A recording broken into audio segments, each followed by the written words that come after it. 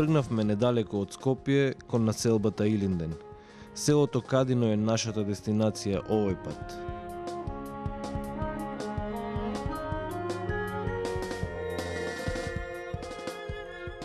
Кадино е село кое може да се пофали со првата еко-куќа во Македонија, инаку трета во Европа, и со првата соларна централа, или како што милуваат нивните идејни творци да ги нарекуваат и двете заедно, првиот сончев парк кај нас.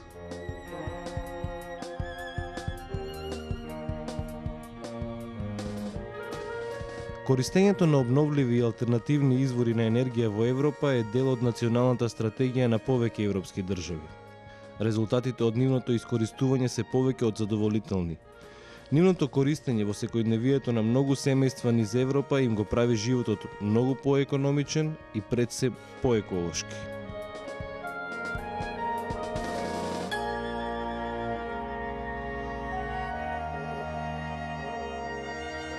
Инспириран од природата, Звонко Марковски пред повеќе од 6 години за потребите на своето семејство овде во Кадино ја изгради првата еко-куќа во Македонија и трета таква во Европа.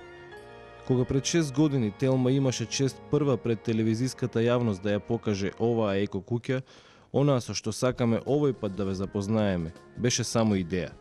Но визијата на мојот соговорник и желбата за практична примена на своите професионални искуства и знаења денес станаа стварност. Во оваа луѓе и места ќе ве запознаеме со Звонко Марковски, сопственик и идеен творец на првата соларна централа кај нас. Централа за производство на електрична струја од сонце. Пионер во промовирањето на алтернативни и обновливи извори на енергија. Човек со визија. Целата идеја започна уште во 2005 година, кога пред пошироката македонска јавност сакавме да ги покажеме еколошките и економските придобивки од користењето на обновливите извори на енергија. Идејата беше да изградиме резиденцијален објект, кој што своите потреби за електрична енергија, санитарна топла вода и топла вода за загревање на објектот ќе ги обезбедува од сонцето и од ветерот. Куќата започнавме да ја градиме некаде во 2005 година, во 2006 пролетта беше пуштена во работа. Во куќата беа вградени 3 системи: систем за добивање на електрична енергија од сонце, систем за добивање на електрична енергија од ветер и систем за добивање на топла вода од сонце. Уште во проектирањето, системите беа така проектирани да во пролет и во есен даат доволно енергија, електрична енергија, а во лето да имаме вишоци на електрична енергија, во зимото кусоци на електрична енергија. Кусоците ги надоместувавме со земање на електрична енергија од Евана, а во лето вишоците пропаѓа. Таква беше законската регулатива да не постоеше начин да произведената електрична енергија од сонцето ја предадеме на дистрибутивниот систем на Евана. Тоа се смени во 2008 година, кога Регулаторната комисија за енергетика на Република Македонија ја востанови повластената фидинг тарифа за откуп на електрична енергија произведена од сонце. Со тоа се створија предуслови да бидат градени постројки кои што ќе произведуваат струја од сонце. На запад ова функционира 20 години и повеќе.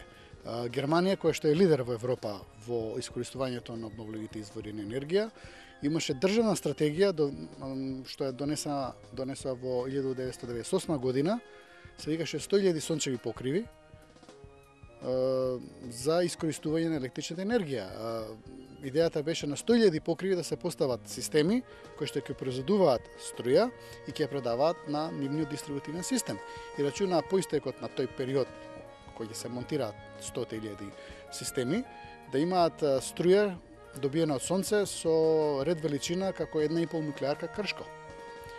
Знаеме дека во денешно време Германија јавно се декларира дека ќе ги затвори нуклеарките и масовно поставува фотонапонски панели на секоја слободна површина. И они веќе имаат инсталирано 21 гигават во фотонапонски панели. А Македонија, која што има 40% повеќе сонце од Германија, заостанува зад Германија многу. Климатските, но и други услови наложиле токму овде да биде лоциран овој сончев парк.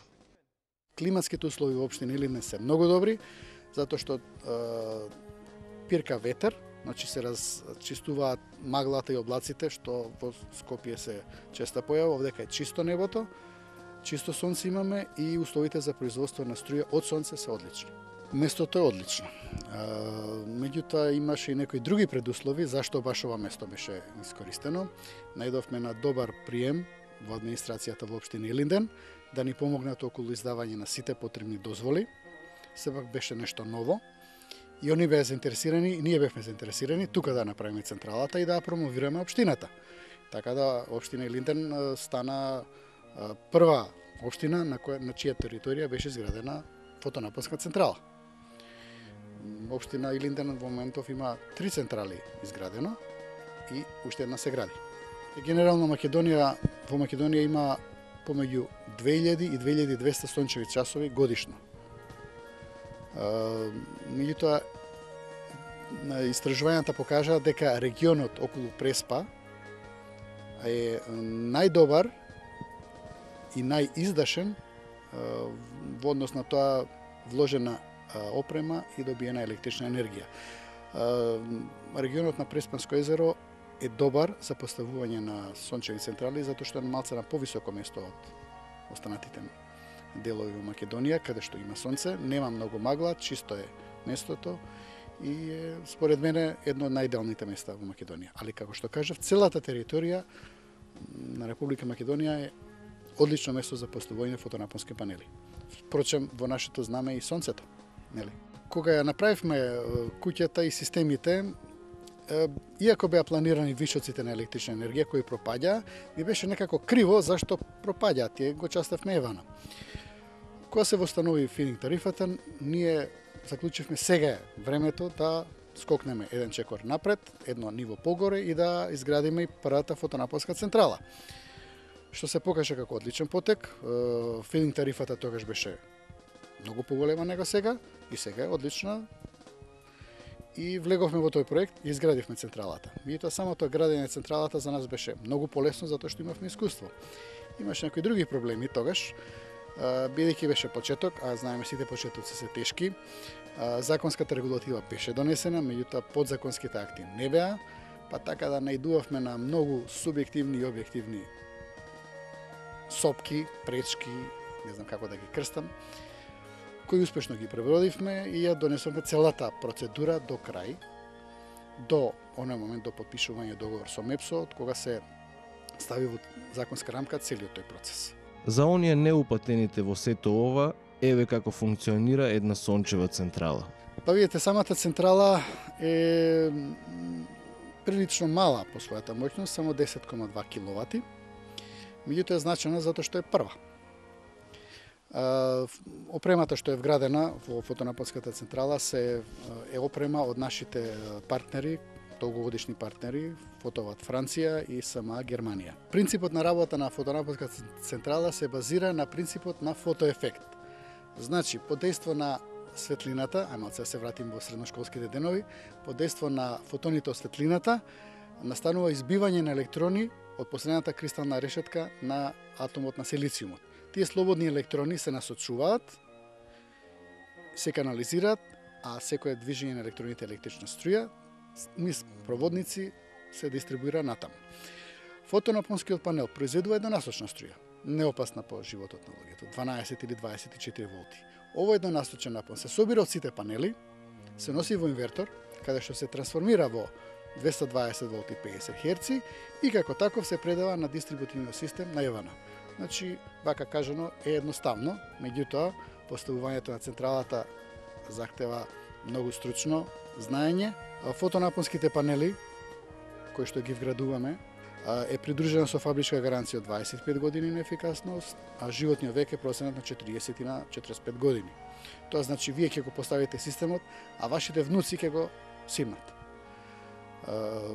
Опремата е многу доверлива, не захтева никакво одржување. Единствено треба да гледате да ако не падне дожд еднаш во 3 месеци да ги исперете со обична вода панелите. Тоа не е никакво одржување.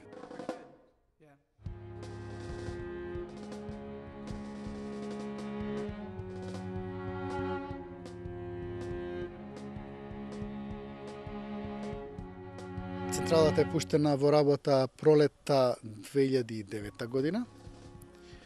Од тогаш до сега не сме имали некои поголеми проблеми.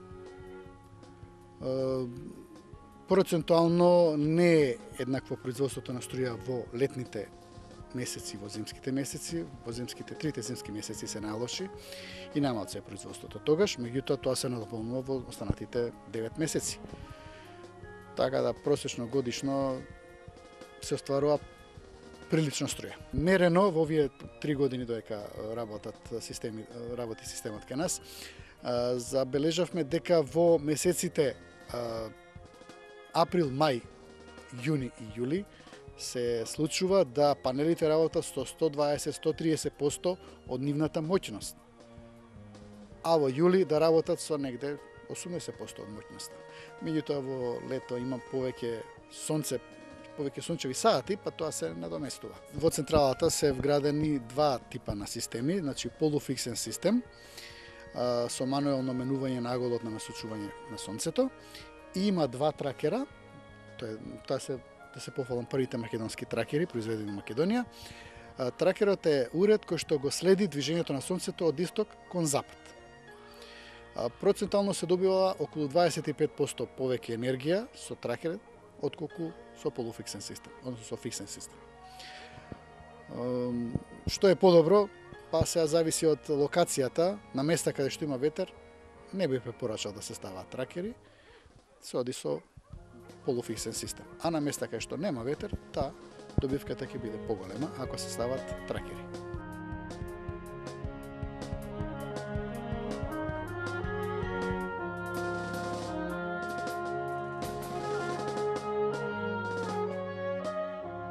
Сите предпоставки и предвидувања кога е изградена оваа еко куќа денес се оствариле.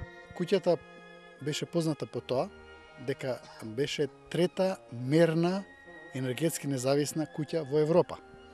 Првата беше изградена во Фрајбург пред 25-6 години, втората во Загреб пред 15 на години, третата во Македонија, тука во Кадино, пред сега 6 години. Куќата во овој експлоатационен период си ги оправда очекувањата. Покажавме дека може да се живее 8 месеци слободно, комотно во куќата, со сите куќни апарати, без некои стеснувања поголеми во начинот на живот. Секако моравме да се научиме сите малце да штедиме, и тоа е добро, да не бидеме толку расипници. Например, ако телевизорот работи, да го гледаме телевизорот, а не да го слушаме и да си одиме во други соби и да си работиме друга работа. Кога имаме напојување од ЕВН, не ни е толку многу, не размислуваме дали има струја или нема струја. Меѓутоа, кога сами си ја произведувате струјата, тогаш треба да се води малце економија околу електричната енергија. Заштедата на енергија во оваа еко куќа е во повеќе сегменти. Мерењата што се вршени на повеќе од 80 различни мерни места дале одговор на многу прашања кои се однесуваат на заштедата на енергија за едно домаќинство. Па видите, она што ние го правевме пред 6-7 години, пред 7 години, значи почнат проектот, сега е сосем нормално. Тогаш ние тоа што го вградувавме беше малце чудно. Сите се прашува што сака ово и сега да направи. Сега тоа се нормално. Куќата е позната по тоа што е мерна куќа, има 80 мерни места во незе. Ние меревме, на пример, покрај сончева инсолација, брзина ветер, правец на ветер и така натаму, меревме разлика во изолација меѓу стаклена волна, камена волна, стиропор, затоа што тие три изолациони материјали беа вградени во куќата на различити места. Меревме разлика во изолација меѓу дрвен прозор со дрвен капак, пластичен прозор со пластичен капак. Намерно беа поставувани и такви прозори. Меревме разлика во потрошувачка фрижидер А класа и фрижидер 20 години стар. Истото тоа и со телевизор стар и нов телевизор, нов фрижидер, стар фрижидер и така натаму, машина за перење, стара, нова и се. Ние сите овие податоци ги снимавме. Ги собравме во едно CD и го понудивме тоа CD на наши релевантни градежни фирми да ги искористат податоците што ние ги добивме емпириски со мерење. Никој не беше заинтересиран. На крај CD-то го откупија Минхенски институт за физика. Они беа заинтересирани за тие податоци, а нашите овдека не беа заинтересирани. Меѓутоа се знае, значи мора изолација да има од надвор. Не од внатре, не сендвич зид. Најдобра изолација од надвор, не мит фасада. И тоа ако може вентилирана. Бидејќи највеќе енергија се користи, се троши во една куќа, во едно домаќинство за загревање на просторот, значи најбитно е да ги скратите трошоците за грејење. На тој начин што добро ќе го изолирате објектот. А знаеме и мерено колку кошта добра изолација во овој објект дека кај нас учествуваше со 16% од вкупната сума. Тоа не е многу. А тоа го враќа за 2 до 3 години. Оваа еко куќа е позната како кај нас, така и низ Европа. Таа е интересна и за експерти од областа на алтернативните извори на енергија. Покрај тоа што беше посетена до повеќе од 3000 посетители, куќата е посетија и стручни лица од институтот на неколку пати, од институтот од Винча, институтот од Ружа Бошковиќ, Јожеф Стефан, од 2 италијански институти, 2 германски и 1 швајцарски институт. Во куќата се држа 2 воркшопа интернационални и се држа неколку предавања на студенти од факултетот за од електротехничкиот факултет, постаро се по ново ФЕЙТ и од факултетот од Машински факултет.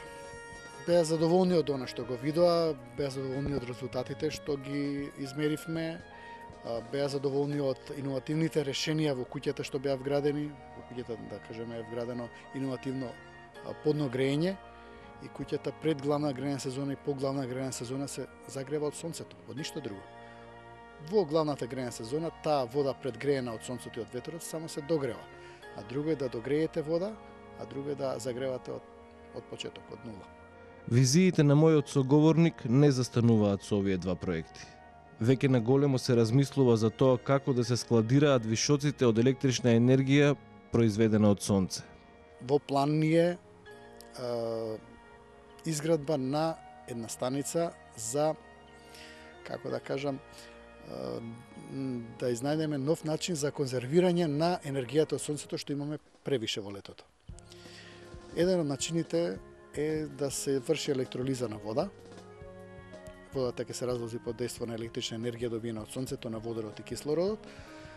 Водородот ќе го користиме за загревање на куќата, бидејќи во куќата има неколку системи за догревање на дрва, на плин и така натаму, па да го мешаме плинот со водород или само водород, да користиме за загревање на куќата. Така да вишоците на електрична енергија би биле више минатост, нема да има вишоци на електрична енергија во лето, таа енергија ќе се конвертира во друг тип на енергија, во водород, кој што ќе се користи за загревање. Заради ова, изминативе 2 месеца направивме 2 нови тракерски система со кои што ќе ги изголемиме капацитетите на производство на електрична енергија на системот од куќата. Значи, тие вишоци што се од куќата, дополнително со оваа енергија, мислам дека ќе бидат доволни за новиот објект електролизер. Така би се викало, да. Пионерски е и тоа или постои некаде? Пионерски е за Македонија. Во Македонија све е пионерски, меѓутоа на запад постои и се вршат многу сериозни испитувања во оваа насока како да се конзервира енергијата од летниот период за зимскиот период. Зимница на некој. Да, зимница од енергија. Му посакавме повеќе сончеви денови на овој сончев парк. и заминавме на некое друго место кај некои други луѓе.